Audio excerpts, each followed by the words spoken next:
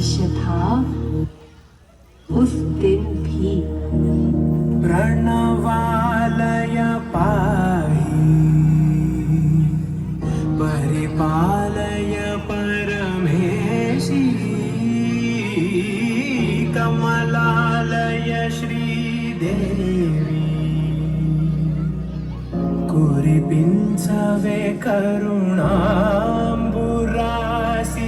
धीं तारा धीं धीं तारा जटुलतो गाढवे नाट्यं चेसे गतुलतो नामशतं मूल नतुलतो नापैननी चुकुआ पेरा। और वैकुंठ के बाहर द्वारपालक धरती पर अधर्म और अराजक का आतंक इतना बढ़ गया था कि देवता भी उनकी शक्ति के आगे असहाय हो गए थे। हिरण्याक्ष नामक असुर, जो अपनी शक्ति और अहंकार के लिए प्रसिद्ध था, उसने एक ऐसा कार्य किया जिससे सृष्टि का संतुलन बिगड़ गया। हिरण्याक्ष एक बेहद शक्तिशाली असुर था। उसे ब्रह्मा जी द्वारा तमाम सिद्धियां और वरदान प्राप्त थे, और इसी का फायदा उठाकर सही समय देख हिरण्याक्ष ने स्वर्गलोक पर अचानक से अपनी पूरी सेना के साथ हमला बोल दिया, जहां असुरों और देवताओं के बीच भीषण युद्ध हुआ, और अंत में हिरण्याक्ष ने देवताओं को शिकस्त देकर स्वर्गलोक पर अपना कब्जा जमानयन कर सीधे ब्रह्मलोक पहुंच गए, और ब्रह्मा जी के सामने स्वर्गलोक वापस दिलाने के लिए विनती करने लगे। फिर ब्रह्मा जी ने देवताओं को पृथ्वी जाने को कहा और पृथ्वी में ही रहकर नए जीवन उत्पन्न करने की आज्ञा दी। इसके बाद सभी देवता पृथ्वी चले आए और सभी ने अपना अपना कार्य शुरू कर दिया। इसके बाद देवताओं के योगदान से पृथ्वी में हर जगह हरे भरे पेड़ पौधे जन्म लेने लगे। नए नए जीवों का भी जन्म हुआ। हर जगह नदियां बहने लगीं। समुद्र देव को भी पृथ्वी में एक बड़ा स्थान मिला, और उस समय पृथ्वी देवताओं के देख रेख में फलने फूलने लगी थी। यहाँ तक कि पृथ्वी स्वर्ग से भी सुंदर बन चुकी थी, और पृथ्वी सचमुच देवताओं का दूसरा घर बन चुका था।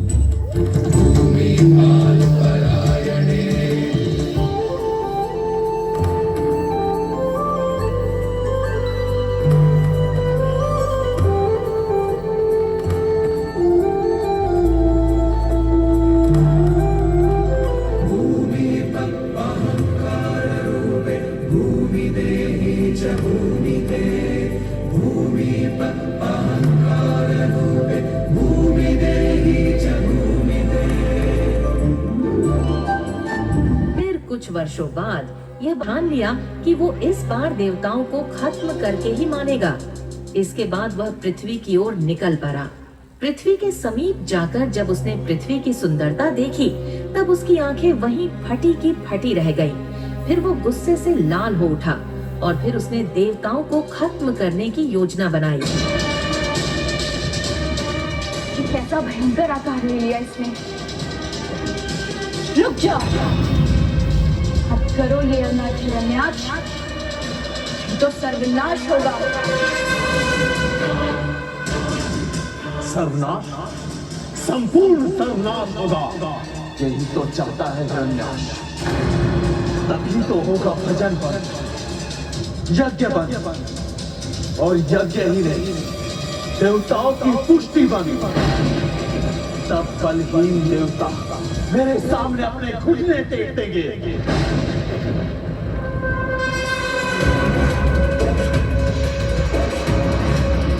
नहीं, ऐसे अपने आप को स्पर्श नहीं करने दूंगी।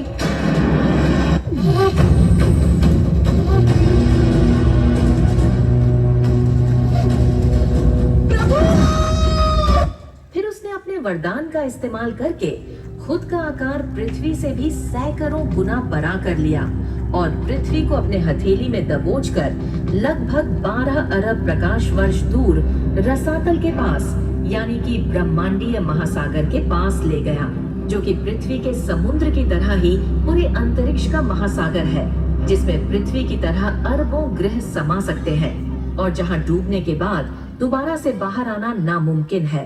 फिर हिरण्याक्ष ने सारे देवता समेत पृथ्वी को उठाकर उसी ब्रह्मांडीय महासागर में फेंक दिया, जिसके बाद पृथ्वी के अंदर एक विनाशकारी तबाही शुरू हो गई और तमाम हरे भरे पेड़ खत्म होने लगे, जीव मरने लगे, सारी नदियां और पहाड़ ध्वस्त होते चले गए, यहाँ तक कि समुद्र भी विलुप्त होने लगा।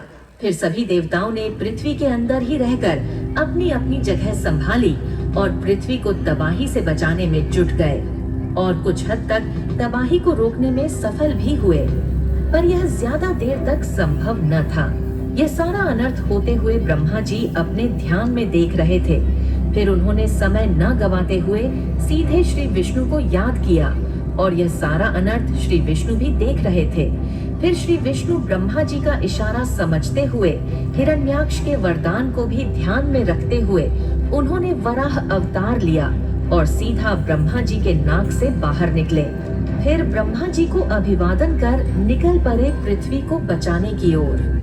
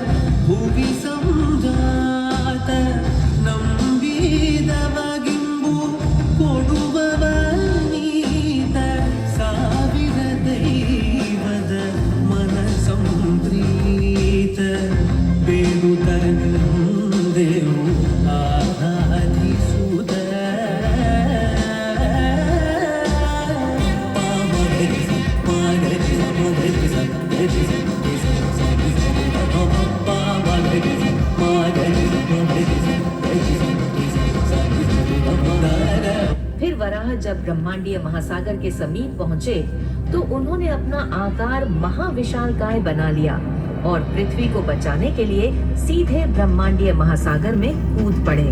फिर इसके बाद ब्रह्मांडीय महासागर के अंदर काफी ढूंढने के बाद वराह अवतार को पृथ्वी आखिर मिल ही गई। फिर वराह ने पृथ्वी को अपने शूरों में रखकर तैरते हुए ब्रह्मांडीय महासागर से बाहर निकले और पृथ्वी को वापस ले जाकर उसके रेखा में वापस से स्थापित कर दिया।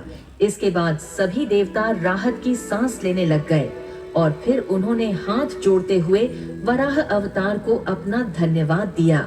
हिरण्याक्ष ने वाराह देव को चुनौती दे डाली। शुरू हो गया श्री वाराह और हिरण्याक्ष के बीच घमासान युद्ध।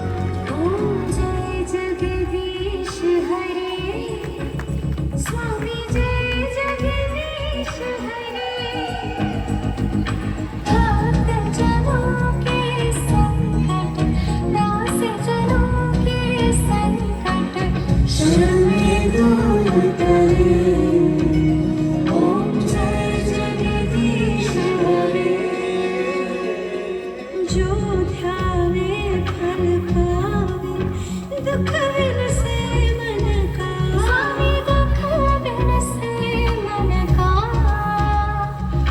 सुख संपत्ति घर आवे सुख संपत्ति घर आवे कष्ट मिटे मन का ओम जय जगदीश हरे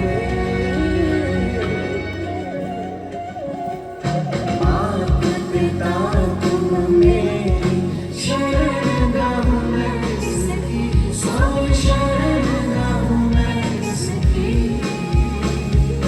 तुम बिन और न दूजा प्रभु बिन और न दूजा आस करूं मैं किसकी ओम जय जगदीश हरे